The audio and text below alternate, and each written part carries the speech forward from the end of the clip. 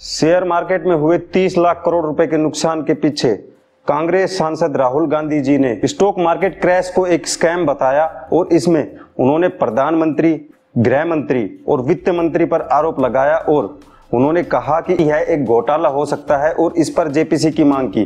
तो दर्शकों, ये जेपीसी क्या होती है, ये कैसे काम करती है, इसकी जरूरत क्यों पड़ती है और भारत के कानून से ये अलग कैसे है, समस्त प्रकार की चर्चाएं आज इस वीडियो में हम करने वाले हैं, जिसे देखकर आपके जेपीसी को लेकर सारे डाउट्स क्लियर हो जाएंगे। तो चलिए शुरुआत करते हैं और वीडियो में एंड तक बने रहें ताकि जेपीसी को लेकर आपके मन में कोई भी सवाल ना बचे। तो दर्शकों, समस्त प्रकार के जो सवाल हैं उनको जानते हैं और जो संसद की जो रूल बुक है उसका एज इट इज मैं आपको पढ़कर पहले बताता हूं, उसके बाद मैं आपको आसान भाषा में भी समझाऊंगा, तो वीडियो में बने रहें। सबसे पहले सवाल पे चलते हैं कि ये जेपीसी क्या होती है। संसद रूल बुक की माने तो संसद को एक ऐसी एजेंसी की जरूरत होती है जिस पर पूरे सदन को भरोसा होता है। इसके लिए संसद की समितियां होती है और इन समितियों में संसद के सदस्य होते हैं। किसी भी बिल या फिर किसी सरकारी गतिविधि में वित्तीय अनियमितताओं के मामले की जांच के लिए जेपीसी का गठन किया जाता है। यानी उनके अनुसार ये कहा गया है कि संसद के अंदर समितियां होती हैं अलग अलग प्रकार की, जो वित्त से संबंधित यानी कि जो फाइनेंस से संबंधित जो मामले होते हैं उनको ऐसी समितियां सुलझाती हैं। अब ये क्यों सुलझाती हैं, इसके पीछे भी एक रीजन होता है, वो मैं आपको बताता हूं। तो दर्शकों, इसकी जरूरत इसलिए है क्योंकि संसद के पास बहुत सारा काम होता है, बहुत सारे इंफ्रास्ट्रक्चर्स के काम करने होते हैं, बहुत सारे बिलों पर ध्यान देना होता है।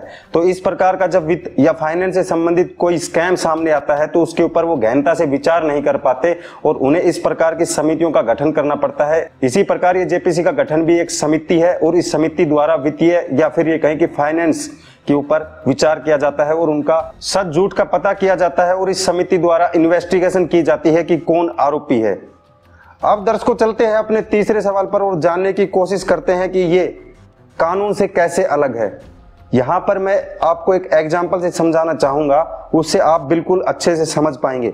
सबसे पहले मैं बात करूं आर्मी में जिस प्रकार कोर्ट मार्शल का एक रूल होता है, अगर आर्मी के अंदर कोई कैडेट गलत कर देता है तो उसके ऊपर आर्मी खुद से एक्शन लेता है और वही चीज सेम जेपीसी समिति द्वारा की जाती है। यानी संसद में अगर कोई सांसद स्कैम में फंस जाता है तो उसके ऊपर कार्रवाई ये जेपीसी समिति करती है। यानी कि कहने का मतलब यह है कि उसको कानूनी दांवपेच में ना फंसाकर उसके ऊपर खुद से एक्शन लेना, और सेम चीज जो आर्मी में होती है वही चीज यहां पर की जाती है, इसलिए ये कानून से अलग होती है जेपीसी समिति। और दर्शकों, ये पहली बार नहीं है जब राहुल गांधी जी द्वारा जेपीसी की मांग की गई, इससे पहले भी विपक्ष द्वारा कई बार जेपीसी की मांग उठाई गई है। अगर इतिहास की बात की जाए तो इतिहास में कई बार इस जेपीसी समिति का उपयोग किया गया है विपक्ष द्वारा। तो दर्शकों, इसके बारे में अगर आप इतिहास में और गहनता से जानना चाहते हो तो आप हमें कमेंट कर सकते हो। फिलहाल इस वीडियो में इतना ही। मुलाकात होगी ऐसी ही राजनीतिक से जुड़ी सच्ची घटनाओं के साथ। तब तक के लिए धन्यवाद। जय हिंद, जय भारत।